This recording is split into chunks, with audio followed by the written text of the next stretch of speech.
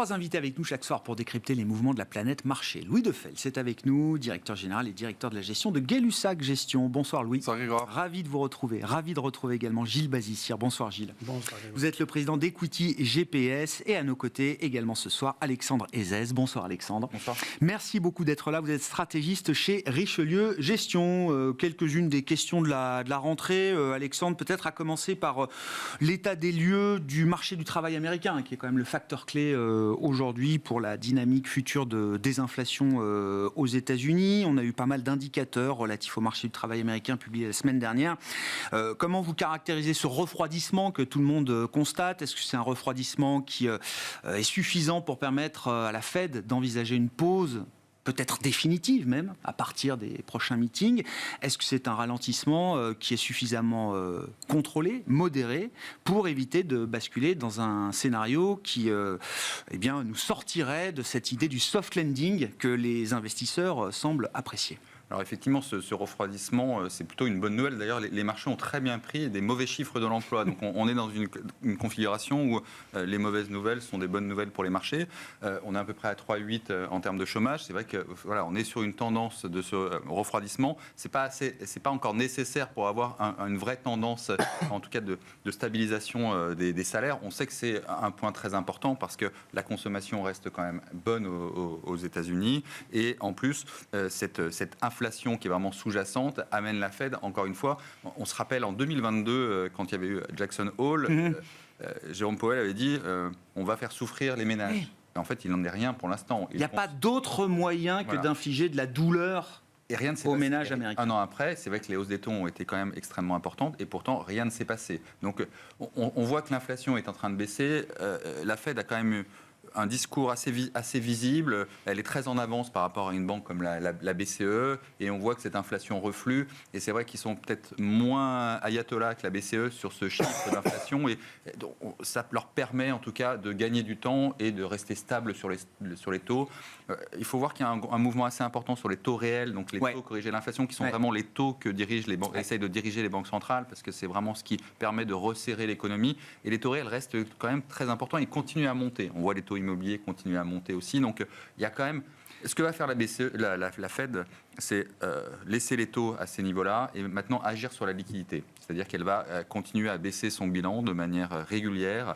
Et on l'a vu avec l'épisode SVB en début d'année, s'il y a une crise sur un acteur ou pas, on rajoute à un moment la liquidité pour éviter une crise systémique. Mais en tout cas, la Fed n'a qu'une seule crainte, c'est les années 70, c'est une deuxième vague d'inflation avec une croissance qui pourrait être inflationniste et là être obligé de relancer la machine des taux d'intérêt, ce qui serait là extrêmement dommageable. Donc dans la stratégie, c'est maintenir ces taux à 5,25, 5,5% et baisser son bilan et laisser le marché refroidir. Est-ce qu'on arrive au bout de ce schéma de résilience qui a impressionné tout le monde, surpris tout le monde aux États-Unis depuis 18 mois maintenant, avec en parallèle ce phénomène de désinflation quand même, ce qu'on a appelé la désinflation immaculée, sans douleur infligée au marché du travail, à l'emploi et aux ménages américains. Est-ce qu'on peut encore capitaliser sur cette idée pour la suite ou est-ce qu'à un moment, il y a une forme de réalité qui ramène les choses sur Terre, peut-être un peu plus brutalement que ce qu'on a espéré jusqu'à présent? Première chose, on va voir comment se détériore le marché du travail. C'est vrai que 3,8, c'est quand même un taux de chômage extrêmement bas. On sait qu'à partir de 4,5, là, on commence à avoir des pressions plus importantes. Et il y a quand même quelque chose qui peut arriver, et ça, les marchés ne le prennent pas du tout en compte, c'est un effet de ciseau. C'est-à-dire que la consommation est bonne, alors que les taux ont quand même monté. Le pouvoir d'achat, normalement, des ménages américains a fortement baissé. On voit les comparaisons d'achat de maison aujourd'hui, il y a 2 ans, c'est sans commune mesure. La seule chose qui fait tenir cette consommation, c'est les salaires. L'emploi et des salaires réels positifs désormais. Exactement. Donc, qu'est-ce qui va se passer quand cette fois-ci l'emploi va détériorer?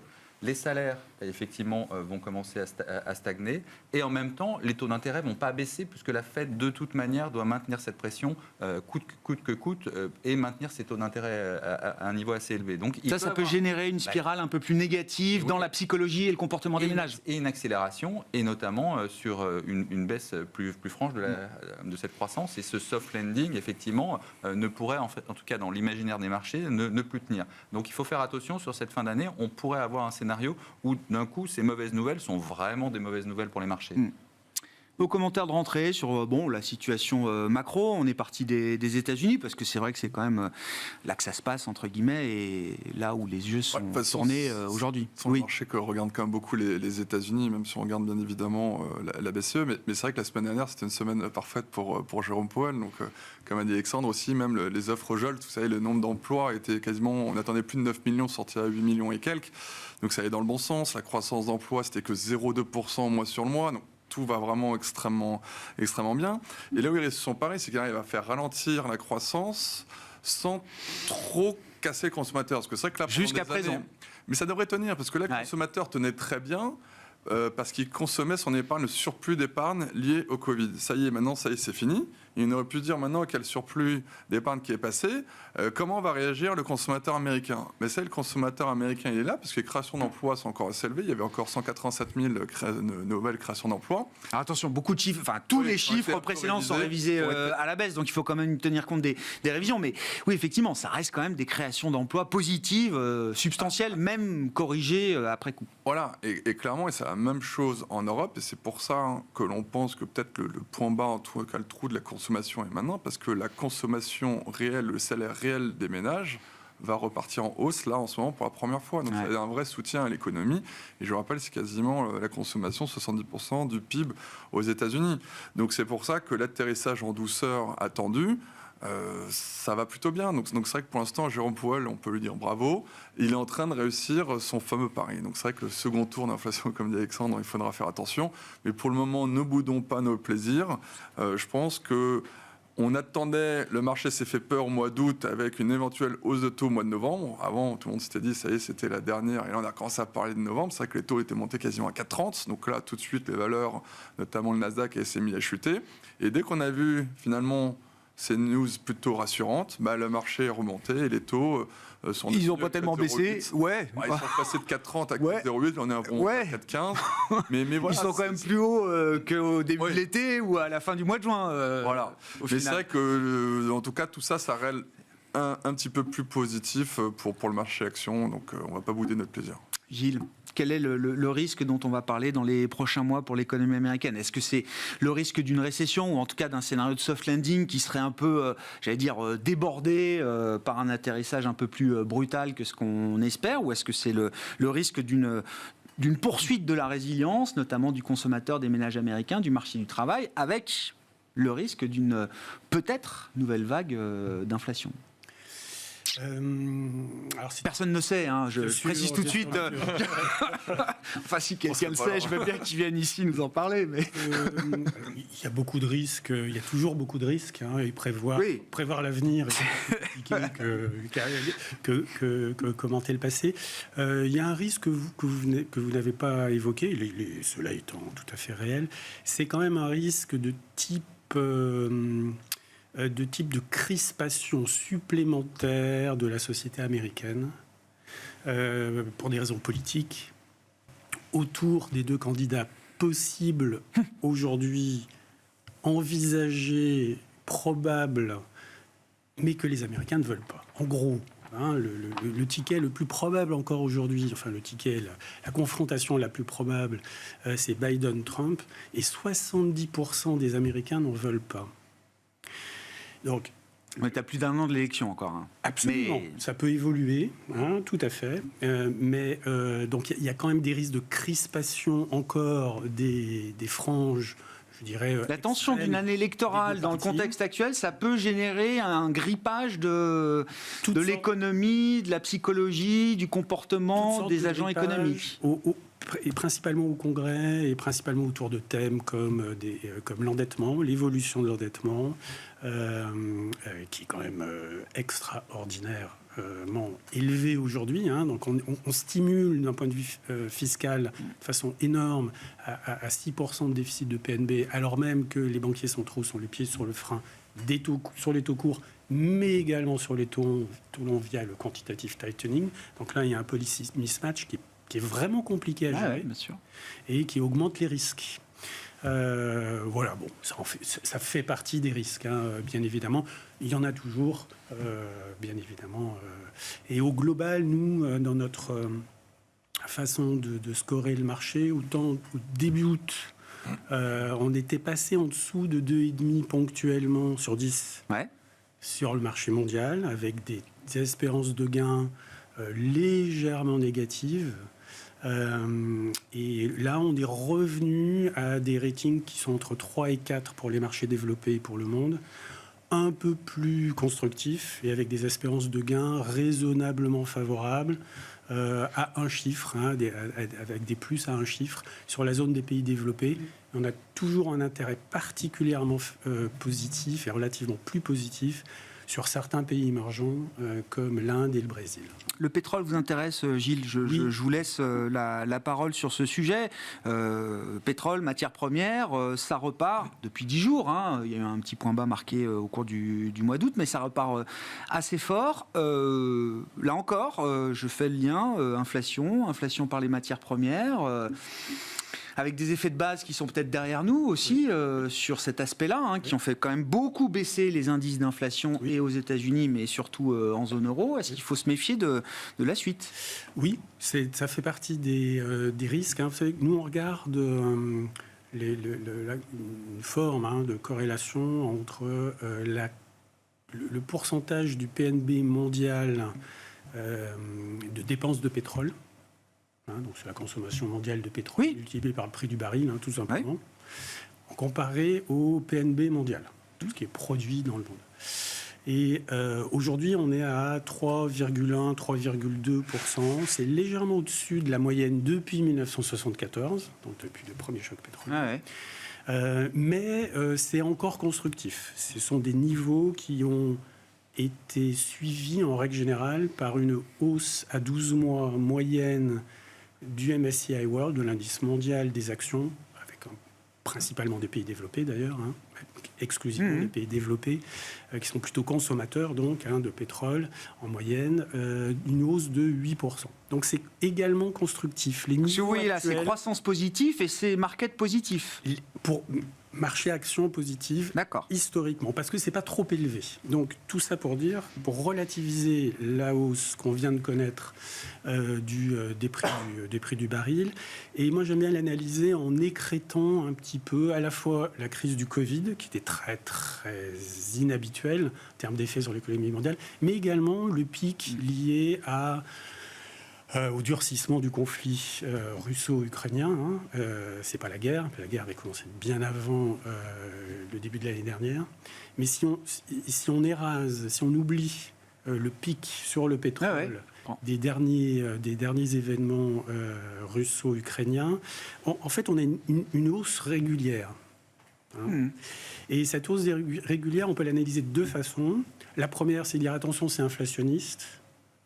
C'est vrai, mais c'est vrai sur l'inflation, je dirais, nominale. Oui. La plus réellement et plus fondamentalement... C'est parce qu'il fait une inflation endogène, jusqu'à un certain point. Jusqu'à un certain point, absolument. Mais tant que c'est à des niveaux corrects, pas excessifs, tant que ça ne casse pas l'économie mondiale, et c'est le cas aujourd'hui, beaucoup de parties prenantes ont intérêt à ce que ça continue de monter.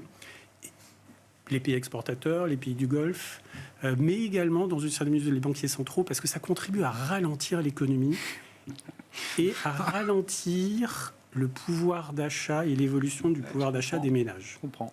Voilà.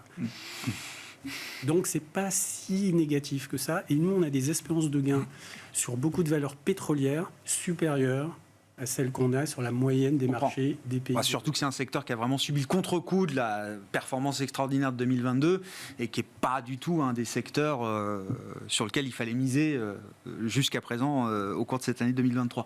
Thématique matières premières, le lien avec la Chine, le risque de résurgence de l'inflation, c'est vous qui l'évoquiez, Alexandre. Alors moi je me suis en début d'année, tous les économistes nous disaient la Chine, rouverture sanitaire, vous allez voir la revanche des consommateurs chinois, vous allez voir ce que ça a donné.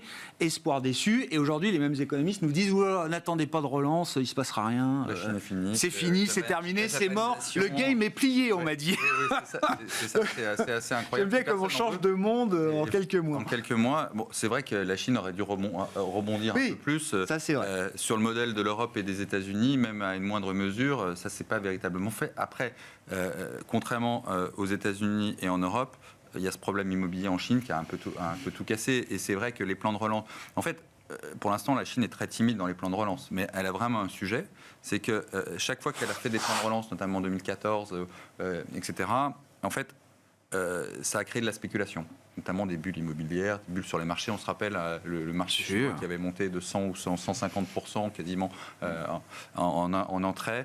Bon, donc, elle ne peut pas lancer un plan de relance massif, puisque sinon ça irait directement dans l'immobilier, dans les marchés, et donc ça recrée cette fois-ci un système systémique pour les banques en général et l'économie. L'économie. Alors, donc, elle est dans une situation un peu compliquée. En même temps, elle ne peut pas le faire véritablement agir trop, puisque pour l'instant, la Fed est encore en train de resserrer. Resserrer, elle est le pied sur le frein. Donc, si elle fait trop, son yuan, en tout cas si elle baissait les taux, son yuan partirait dans des situations. Donc, il faut qu'elle stabilise. D'ailleurs, on voit que le yuan se stabilise. Tout est fait depuis 15 jours. C'est pour ça que ça va mieux, d'ailleurs, parce que la Chine, dès que le yuan se stabilise, ça va mieux. On a vu en juillet, après la réunion du Politburo, le yuan avait commencé à remonter. Et là, les marchés, on avait pris peut-être 10-15% sur les marchés chinois qu'on a reperdu au mois d'août. Mais en tout cas, il y a vraiment une volonté de stabilisation de la monnaie. Et il faut que la Fed arrête de dire on arrête la hausse des taux. Donc ça, c'est le premier signal pour vraiment voir redémarrer la Chine. Après, les plans de relance, elle va les mettre en place, mais doucement. Et quand on analyse ce qui s'était passé en novembre dans la crise immobilière, dans la première crise, finalement, c'est une continuité, et, elle va attendre que les acteurs... détruisent c'est ça. Pour faire repartir. Que le marché soit assaini. Enfin, que les acteurs du marché immobilier, ceux qui doivent disparaître, disparaissent, et ceux qui peuvent rester, restent assainis. Voilà, ça fait un désendettement, et on sait que très bien le désendettement, quand on regarde sur la crise immobilière aux États-Unis, le désendettement, il s'est fait par les défauts. Enfin, c'est pas des gens qui remboursent comme ça. Donc, de toute manière, il faut des défauts pour repartir dans une situation, et surtout pas laisser des acteurs qui devraient mourir vivre, parce que ce ne serait pas possible. Donc, elle est en attente. On sait que ça va se passer. La seule chose, c'est que ça devait se passer effectivement en juin, ça prend du retard, et en même temps, donc, ça crée un doute sur la volonté de Xi de faire redémarrer l'économie, et pourtant, il faut qu'elle redémarre. Après, pour vous, c'est une question de calendrier, en fait. C'est une question de calendrier. Et la véritable question, c'est encore une fois, c'est l'effet ciseau, c'est savoir si la Chine redémarre trop vite, parce que finalement, ça nous a bien arrangé que la Chine ne démarre pas. La déflation en Chine, elle l'a importée, et on a vu sur les matières premières, même si le pétrole remonte, finalement ça a créé une moindre pression supplémentaire sur nos prix. Donc pour nos économies, pour les banquiers centraux occidentaux, c'est du pain béni. Si c'est plus le cas, là on va avoir une situation un peu plus délicate. Donc c'est pour ça que finalement le marché chinois, il ne faut pas le laisser, il faut pas le mettre dehors, parce qu'il y a eu beaucoup d'outflows, quasiment, il y a un nombre d'investisseurs internationaux qui sont sortis de la Chine en disant effectivement, le jeu est plié. Plus jamais. Plus jamais. Bon, c'est vrai que ça baisse depuis un certain temps. Et c'est là où il faut véritablement s'y intéresser. Avec des valorisations, on atteint des niveaux, effectivement, un décalage entre les marchés occidentaux, encore plus le marché américain, et le marché chinois, qui est très, très important. Donc, si on avait même, finalement, une récession, en tout cas, une vision un peu plus sombre de l'économie, et bien finalement, la Chine sera plus à même de résister, puisque c'est elle qui a la plus de capacité de mettre en place à soutenir. On verra, il y a un rendez-vous, alors normalement autour de mi-octobre, on aura un plénum du comité central du Parti communiste chinois, logiquement dédié à l'économie, c'est ce qu'on m'a expliqué. Oui, ils vont dire qu'ils vont tourner vers la consommation, ils le font, ils le font toujours, mais en tout cas, ça peut donner confiance, et une feuille de route dont ont besoin les investisseurs. Louis, vos commentaires, et puis un mot des marchés européens. Le constat qu'on peut dresser à ce stade, c'est que moi je prends le Stock 600 comme référence, qui ne fait plus rien depuis le mois de mars. Juste une petite parenthèse pour dire ce que disait Alexandre, c'est vrai qu'on l'a vu sur les PPI manufacturiers allemands. Les PMI Les PMI allemands, les enquêtes d'activité manufacturiers, et surtout les prix importés étaient en chute de 8%, je crois, le mois dernier, ce qui était du jamais vu. Donc on voit que la déflation importée de Chine a bien aidé. Mais c'est vrai que nous, en tant qu'investisseurs sur l'Europe, c'est vrai que la thématique du début d'année, c'est vrai que nous, on n'investit pas chez Gulsac Gestion directement en Chine, mais il y avait une thématique assez facile, c'était d'investir dans les sociétés européennes exposées en Chine, donc les L'Oréal, les Richemont, les Infineon, Mercedes, etc. Il avait très très bien marché. Et là, on a refait le point encore tout à l'heure. Là, toute la surperformance est complètement au tapis. Passé. Ouais. Ça risque, sur les publications du T3 à venir, attention, parce qu'il y a des effets de base assez élevés. Et surtout, le Forex, le change, est parti dans le tapis. Et donc, ça va peut-être donner des opportunités pour revenir sur ces valeurs, sur la thématique, on va dire, européenne en Chine, parce que je suis assez en ligne avec ce qu'a dit Alexandre. C'est au contraire assez intelligent qu'ils n'y aillent pas à fond parce que sinon, ça irait directement dans l'immobilier. Donc là, ils éteignent juste les feux, faire ce qu'il faut. Donc c'est plutôt assez intelligent. Si on revient sur le côté de l'Europe, donc c'est assez ce qui est intéressant, même si Christine, elle est un peu plus arc-boutée que notre ami Jérôme Powell, au moins la croissance ralentit plus en Europe qu'aux États-Unis. Ah, ça oui. Néanmoins, les bénéfices par action tiennent bien, Ouais. et le consensus est toujours à 0, on devrait rester à 0, je pense, cette année. Mais ce qui est assez intéressant, c'est une thématique chère à Jean-Pierre Petit, je peux le nommer. Bien sûr. C'est Les cahiers verts de l'économie. Ouais, les cahiers de l'économie avec qui on travaille également, c'est la productivité. Je crois qu'il faut, même si on est en faible croissance, il y a énormément de sociétés qui ont gagné énormément de gains de productivité post-Covid. Là, on a assisté à un déjeuner avec les patrons de Vinci la semaine dernière, et ils nous disaient que grâce au Covid, ils ont pu enlever tout le gras non nécessaire, on va dire, tous les gens qui ne servaient pas à grand-chose, et ils ont gagné des points de marge. Et c'est vrai qu'il y a quand même beaucoup de sociétés entre le télétravail et la productivité qui est là, donc c'est vrai que c'est quelque chose qui est extrêmement difficile à mesurer. On nous dit que même si l'année prochaine, il y a une très faible croissance, qui est vrai, je pense peut-être à 1%, il ne faut pas s'attendre à grand-chose, mais je pense que les marges, avec leur productivité, peuvent encore améliorer un petit peu leurs marges, donc leur croissance des bénéfices par action. Donc, comme disaient les économistes, la productivité, on la voit partout, sauf dans les chiffres macro. Mais c'est pas grave. Hein. Non, mais dans les entreprises micro ou sectoriellement parlant, Voilà. ou spécifiquement parlant d'une entreprise à l'autre, il y a des gains de productivité éprouvés aujourd'hui dans ces entreprises mondialisées, cotées, etc. C'est pas parce qu'on les voit pas dans les chiffres macro agrégés qu'il n'y a pas de gains de productivité réalisés sur le terrain par des entreprises. C'est vrai que, comme vous dites très justement, on le sait toujours après, on le sait toujours Oui, après. oui, bien sûr, c'est très difficile à mesurer, etc. Mais pour une entreprise, c'est quelque chose de beaucoup plus concret, en Clairement, l'occurrence. c'est ce que Vinci nous a clairement fait comprendre, et c'est pour ça que Vinci est une société que l'on aime beaucoup, surtout dans l'énergie, et c'est complètement booming dedans. Mais même si on prend notre secteur, c'est vrai que c'est plutôt les secteurs cycliques qui ont beaucoup souffert, la chimie, la construction. Mais c'est vrai que si on retire les autres secteurs, ça a plutôt bien marché.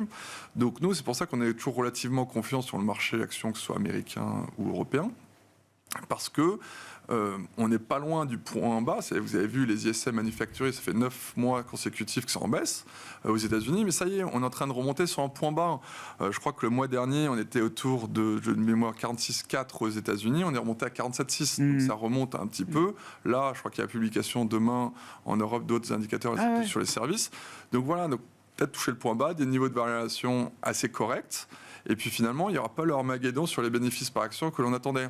Donc tout ça mis bout à bout peut redonner un peu de croissance des bénéfices par action. Et c'est vrai que nous, chez Gay-Lussac Gestion, on est une société plus de small et mid cap, comme vous savez. Mais le problème, c'est que on pense que pour l'instant, le marché est tenu par les méga caps, vous savez, que ce soit aux États-Unis ou en Europe. Mais si on arrive au point, à la fin des banquiers centraux qui étaient hyper hawkish, peut-être qu'aux États-Unis, on a peut-être touché le point haut sur les taux au mois de juillet. Peut-être qu'en Europe, ça sera septembre, 3,75, 4%. Mais si vraiment ils arrêtent d'être hawkish, quand on a parlé tout à l'heure que la désinflation est là, que les salaires réels, les salaires se calment, bah peut-être qu'on aura touché un point bas et on va pouvoir avoir un nouveau cycle économique qui démarrait pour 2024, plusieurs années, qui serait relativement très bon pour les marchés financiers. Sur la question des bénéfices des entreprises agrégées, alors c'était la grande question après la saison de publication de résultats du T2. Est-ce que les EPS américains ont marqué un point bas, peut-être au cours du deuxième trimestre de cette année? Ils ont été les résultats pour le deuxième trimestre ont été plutôt bons. Alors, effectivement, les attentes, meilleurs prévus. Oui, c'est ça. Les attentes étaient très faibles, un peu de manière moindre en Europe, mais c'est vrai que nous, on pense que pour les prochains trimestres, ça va être un peu plus difficile pour une raison essentielle, c'est déjà les salaires. C'est-à-dire que la croissance nominale, elle va baisser parce que l'inflation globale va baisser. Donc les chiffres d'affaires, mathématiquement, vont être... on a vu l'illusion dans un sens et il y aura le mouvement dans l'autre. Et d'ailleurs, la BCE, elle a dit assez que les entreprises avaient participé à l'inflation parce qu'elles avaient effectivement monté les prix. Donc il y avait ce phénomène-là qui a été très bénéfique pour les entreprises. Et en même temps, là, on va se retrouver dans une situation où les salaires vont continuer à monter. Il y a des velléités salariales, les taux de grève un peu de partout commencent à être très importants. Dans l'automobile aux États-Unis, peut-être. En Europe, c'est le cas. On a parlé dans le gaz, etc. Donc, il y a des velléités salariales de partout. C'est normal. Déjà, pour le consommateur, les taux sont à 4, 5 et ils étaient à 0 avant. Donc, il y a des velléités salariales importantes. On a vu les prix de l'énergie qui peuvent monter. Donc, on va avoir encore une fois quelque chose d'un peu particulier, c'est-à-dire que la bonne nouvelle, c'est que l'inflation baisse, mais l'inflation pour les entreprises qui en ont profité. Effectivement, ça va être un effet un peu boomerang pour les 2-3 prochains trimestres. Donc on est un peu plus négatif, notamment sur l'Europe. On pense que les salaires, il y a une visibilité un peu plus importante aux États-Unis. On a vu les salaires.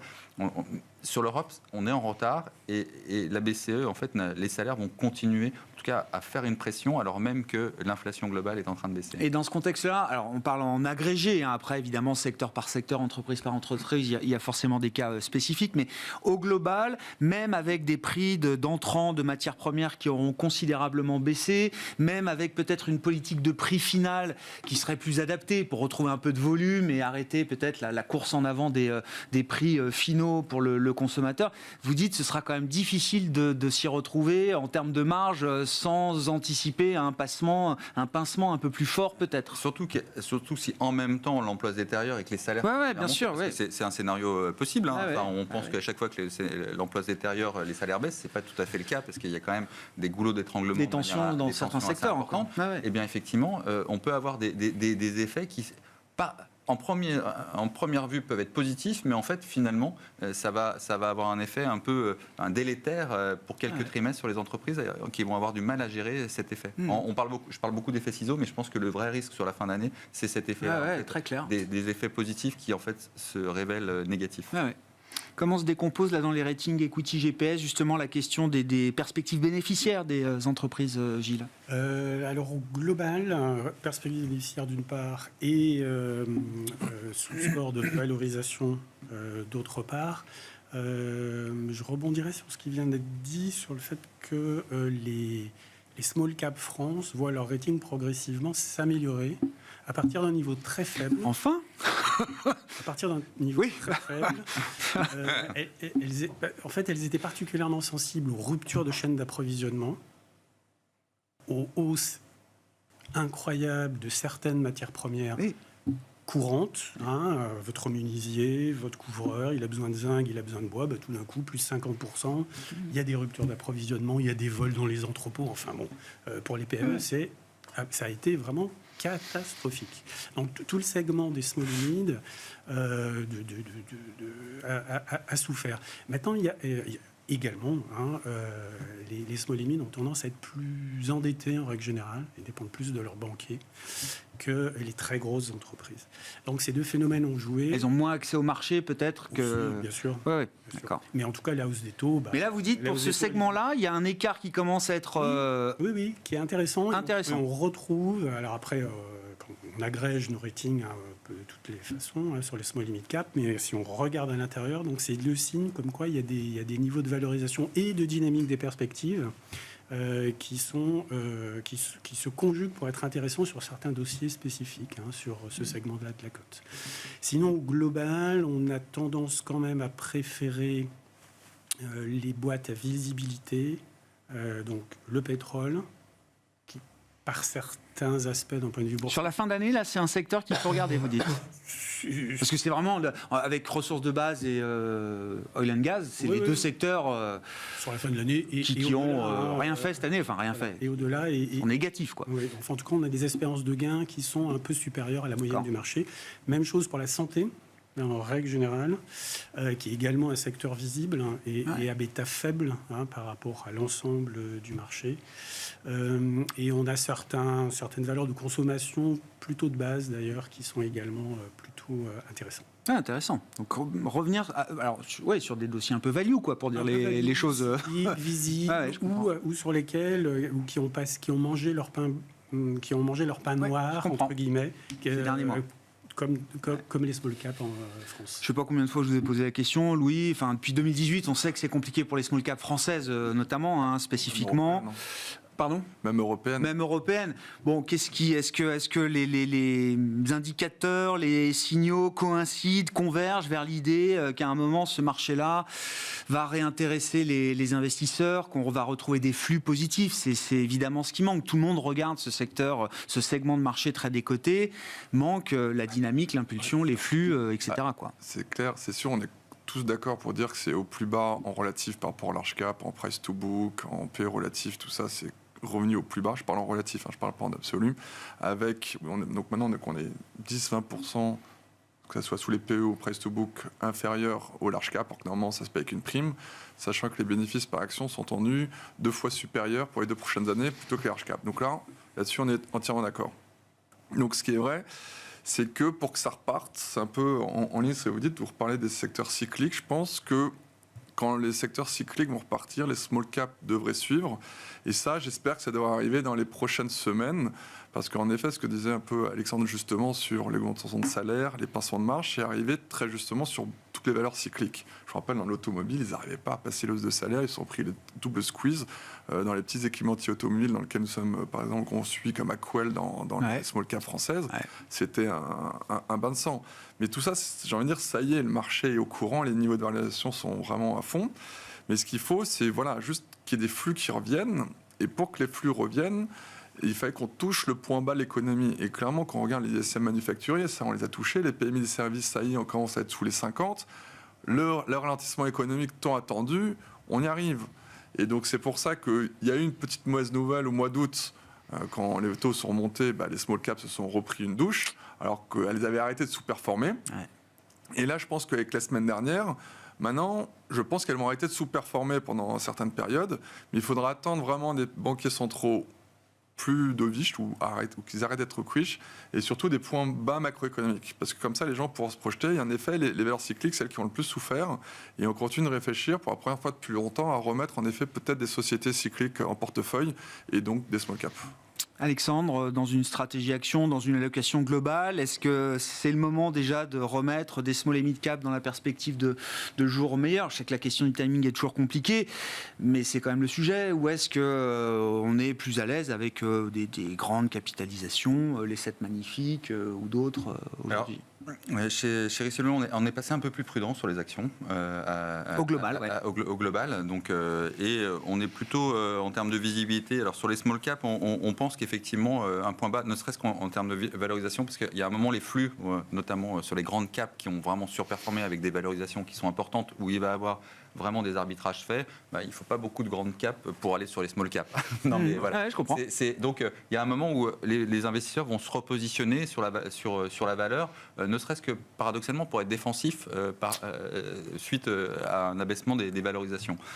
Donc, nous, sur les small caps, effectivement, en Europe, c'est une stratégie qu'on aime bien, même par rapport aux grandes caps, aux grands indices actuellement. On pense que le manque de visibilité sur l'Europe, ne serait-ce que monétaire, on pense que c'est vraiment un sujet. Ouais. Et ça va être vraiment...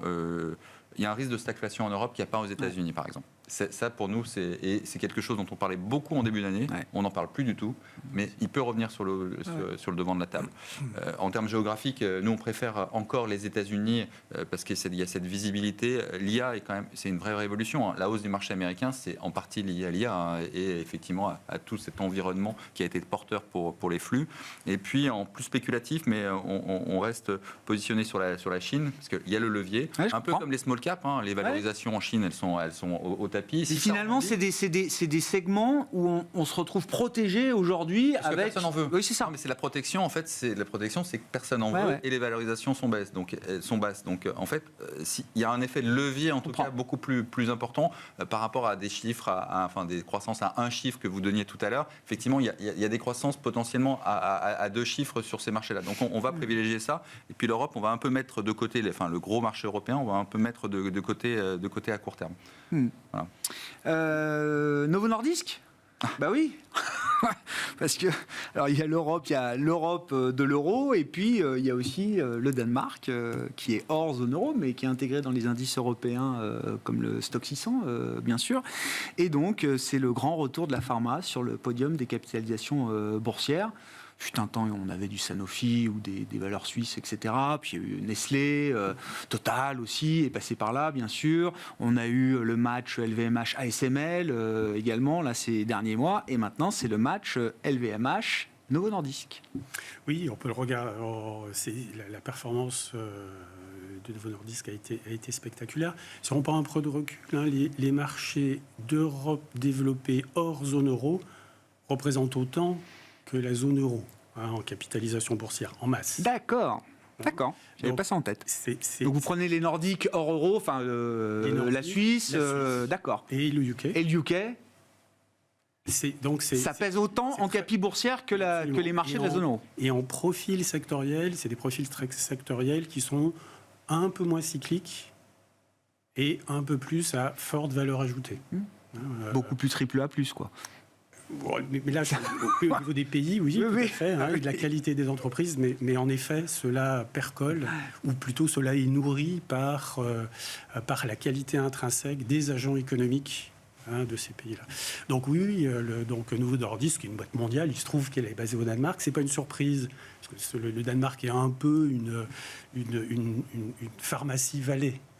Stockholm, au même titre qu'on a la Silicon Valley aux États-Unis, et le marché est mondial.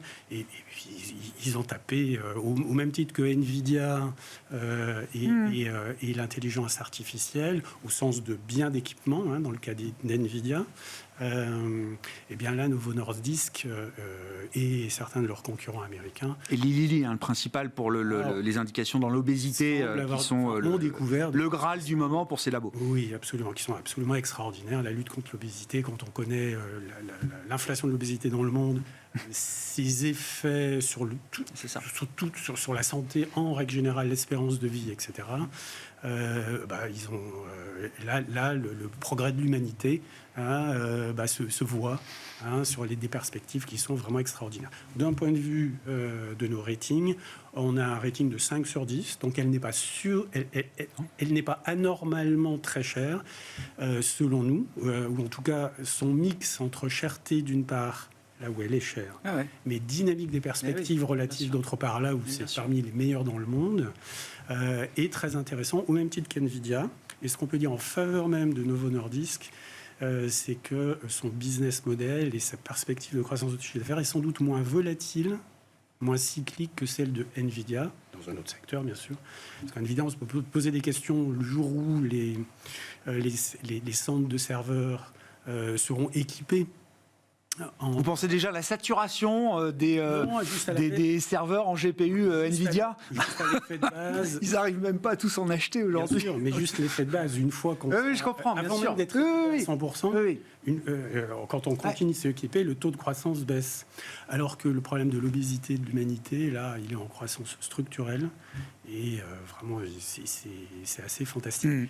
L'autre élément, pour les deux valeurs d'ailleurs, qui joue, c'est le poids dans les indices.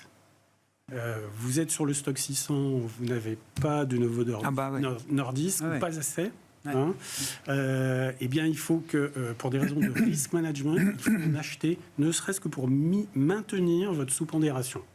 Oui, donc, ça nourrit un flux secondaire un effet boule de neige très important de hausse, comme ce qui a été le cas sur Nvidia. Bon, ça nous sort un peu des small caps, du coup, Novo Nordisk, c'est 400 milliards maintenant. C'est vrai que ce qui est impressionnant sur Novo Nordisk, vu la taille, c'est qu'elle a le comportement de révision de croissance de bénéfices par action d'une small cap. Je m'explique, c'est que normalement, quand vous êtes un tel mammouth, il n'y a que les valeurs américaines qui nous avaient habitués à faire des croissances de 20, 30, 40% de croissance de bénéfices par action, alors qu'avec des capis de 1000 milliards. Novo Nordisk, c'est pareil, parce que vous êtes qu'au tout début de l'histoire, parce que bien évidemment, le marché américain a explosé. Ils avaient commencé à être pionniers au Danemark, mais juste si vous prenez le taux d'utilisation au Danemark et vous le mettez sur les mêmes autres pays européens, là vous avez encore des années de croissance. Ça rentre tout juste aujourd'hui en Angleterre, donc il y a toujours le problème du prix de remboursement, parce que je vous rappelle aux États-Unis c'est $1 350 par mois. Donc aujourd'hui, il y a eu beaucoup d'études qui ont été faites, donc ça va pouvoir aider au remboursement. Donc ça va être un autre effet de levier de croissance. Mais le vrai problème, c'est qu'aujourd'hui, c'est l'offre. C'est qu'il n'y a absolument pas assez d'offres par rapport à la demande. Donc aujourd'hui, vous êtes dans très très peu de pays mondiaux. Donc vous imaginez juste si l'offre arrivait à suivre. Aujourd'hui, vous avez une dynamique de révision à la hausse des bénéfices par action. Aujourd'hui, le consensus 2024-2025, il suffit qu'il y ait l'offre suive un peu plus pour être révisé largement entre 30 et 40%. Donc c'est ce qui entretient la hausse. Et aujourd'hui, c'est vraiment un autoroute, cette valeur. Oui, surtout qu'ils sont en train, et ça c'était aussi l'annonce du mois d'août, au-delà des effets de réduction du poids, alors qui sont déjà largement avérés, effectivement, je crois qu'on a une perte de poids jusqu'à 20 ou 25% chez les médicaments de Lilly ou de Novo Nordisk, il y a maintenant les bénéfices sur les risques et les pathologies associées. Donc ça commence par le risque cardiaque, là on a vu ça dans les résultats de Novo, et demain, pourquoi pas, peut-être sur d'autres pathologies, d'autres risques associés justement à cette problématique de l'obésité. Et là, ça prend une dimension encore différente. C'est une super valeur, et surtout si on parle de la maladie d'Alzheimer aussi, pour plus tard, ils sont déjà en train de travailler dessus. Novo ? Oui, donc ça y est, ils ont des relais de croissance quasiment... Alors que c'était... Bon, ça a toujours été une magnifique valeur de croissance, ils ne sortent pas de nulle part, hein. Mais c'est vrai que c'était souvent un des points de faiblesse, c'était le monoproduit dans le diabète, avec effectivement une dépendance, en tout cas une indication à un marché très spécifique par rapport à des pharma plus diversifiés. Ça nous dit quelque chose de voir sur le podium, c'est cette évolution du classement, Alexandre, on a connu l'époque où c'était des Total, des Sanofi, etc. Là, maintenant, bon, il y a toujours LVMH, bien sûr, mais il y a aussi du ASML, il y a du Novo Nordisk, c'est un peu nouveau dans le paysage européen. Oui, puis il y a des beaux leaders mondiaux. Ah bah. On ne peut pas dire qu'LVMH est une valeur française, en fait, elle attire des...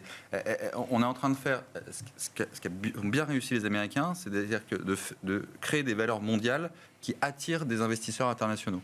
En européen, on achète de Apple, Google, Alphabet, etc. Bah là, en fait, le japonais, l'américain, il achète du Novo Nordisk, il achète du LVMH, et donc c'est bien pour la cote. Après, effectivement, on peut reprocher qu'on ne va pas sur les small caps, etc., mais sur les indices, mais il n'empêche que ça continue. C'est ces valeurs-là qui continuent à attirer des flux et qui donnent confiance à la zone sur long terme. Ça va au-delà du code postal Europe, quoi. Voilà. Merci beaucoup, messieurs. Merci d'avoir été les invités de Planète Marché ce soir. Alexandre Ezès, Richelieu Gestion, nous accompagnait aux côtés de Gilles Bazissière, Equity GPS, et Louis Defels, Gay Lussac Gestion.